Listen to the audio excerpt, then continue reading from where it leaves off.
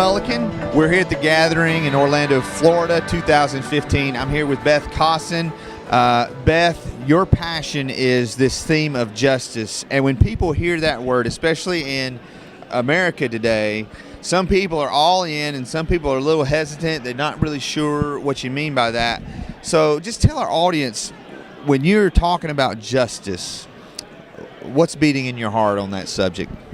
Well, I have just really believe that God's heart beats for justice, and that we as the church are called to reflect that heartbeat to the world around us. And so, we see throughout Scripture in the Old Testament where it talks about, correct the oppression and stand up for the fatherless and all these things.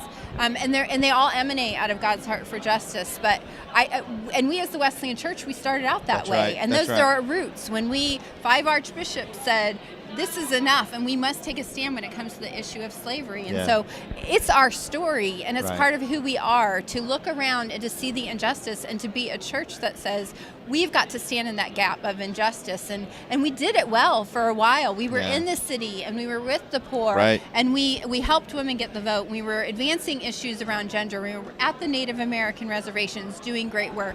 And we just really lost our way. Joanna Solis Walker said it this way at the gathering: we've dropped the ball. And we dropped the ball in the 50s. And in the 60s, we didn't really pick it back up. No, you're right. And so we've drifted. And we are excited about the network and the ability to have a conversation around justice and to invite the Wesleyan Church to consider what would it look like to go back to the arc of our narrative and just to return to that strong heartbeat that says it is about seeing people saved, but it is also about being the voice of justice in our communities, in our society, in our culture. So you mentioned the network, the Wesleyan Justice Network, correct? So how can people connect with that, and what are the resources that you guys are putting together to help local churches that are again, hesitant really to take that step? Right. That takes a lot of courage. Right. Just talk about how the network can help churches really make an impact in their community. Well, the network is a developing initiative within church multiplication and discipleship. We're about 2 years into the process. And when we started, we really started to find out what is happening within the Wesleyan Church. We found that we have 9 nonprofits that are working directly in the area of trafficking, anti-trafficking, restoration, rescue, both for minors and for adult victims of trafficking. And so that's been a great thing to discover. The Wesleyan Justice Network is really geared around 5 streams of engagement.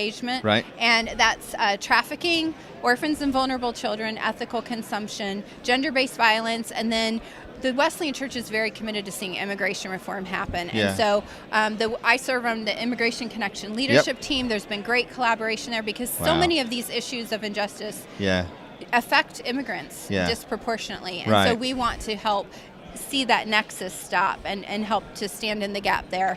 And so we have a website, wesleyan.org/WJN, or you can go to wesleyanjusticenetwork.org, Google that. We've got a Facebook page, Wesleyan Justice Network, almost daily. There are articles, resources, links, videos, things to help people understand what's happening, how they can engage. I'm on Twitter. It's West Justice Network, NTWK.